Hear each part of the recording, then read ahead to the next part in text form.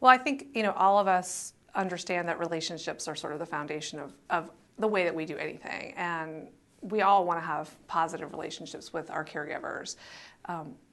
In order to change behavior, there has to be a lot of trust. The child, particularly children who have trauma background, they have developed these series of behaviors that have kept them safe. And if they're going to engage in a process with you to change those behaviors, they've got to really trust that you're not taking those away from them and that's going to make them unsafe all of a sudden. So it's even more important that that initial trust is laid before we start engaging in a process of modifying behavior. And modifying behavior is a process. It takes a long time. You're slowly having to sort of undo patterns that have been established for long periods, and you want the child to be with you in that process rather than it's something that is being done to them. Like, you want them to engage in that. And if they don't feel that you really genuinely have their best interests at heart and you genuinely care about them as a person, they're not going to be able to engage in that process as easily. I think the other thing that's really important is that many children who have developed these behaviors that the outward world sees as negative are very used to connecting those behaviors with who they are as a person. So they see themselves as bad people, and that the world around them is just going to label them as bad. And they start to believe that in an internal process. Like, these things must have happened to me because it's my fault, I'm a bad person, I act badly, people react to me badly, therefore I'm a bad person. And so in order to begin to undo that, we've got to really help children make connections between I care about you for who you are, regardless of what you do, because they don't believe that. And many children who have had a history of trauma, those things are completely mixed up. What I do and who I am are exactly the same thing. So that foundation of building trust and building a relationship is part of the process of disconnecting those things, that you are a good person, good people can make bad choices, and even when we make bad choices, we are still good people. And they've got to really believe that on a genuine level. Like, we can't just sort of give that lip service if they're going to start in that process of really making change.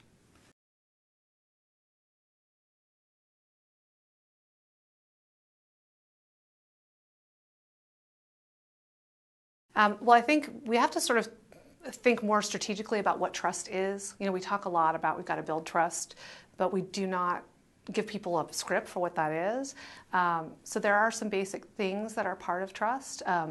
Honesty, like really being able to sort of say, transparency, this is what I believe, this is what I think.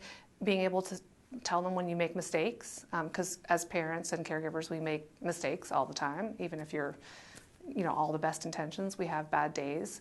And so when kids hear people say, you know what, I raised my voice and that really wasn't a good choice and I'm sorry, they're getting that role model, number one, of like, oh, people can make mistakes and they're still okay, but they're also seeing that it's important enough to you to go to them and sort of make those amends.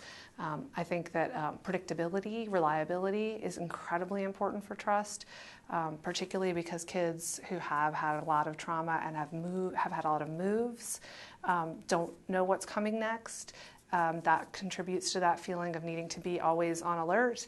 So the more that we can be consistent, predictable, tell kids in advance what's coming next as much as we possibly can, or even if we don't know what's coming next, telling them what some of the options might be, like this or this could happen, also will help build that connection that you're taking the time to make sure that they understand what's going to happen to them. So yes, predictability, honesty, empathy. I mean, real empathy, genuine caring for who they are as a person. And I think really trying to find those strengths, and not just in a sort of surface way, like, well, she has a nice smile, but in sort of like, what are the skills that this child has that are positive that we can build on?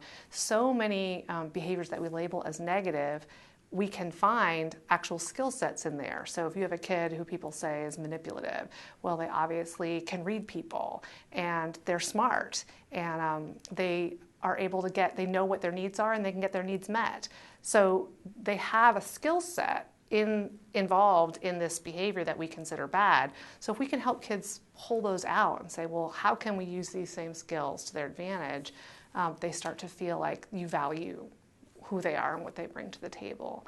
So I think it's just a matter of, it's slow. You know, I think many times as caregivers we think, well, if I just give them a lot of love, they're gonna trust me, and that's certainly a part of it. But we've also got to think really strategically about our day-to-day interactions, because children who have trauma are coming at the world in a very defensive stance, and it's going to take more effort on our part to build that trust.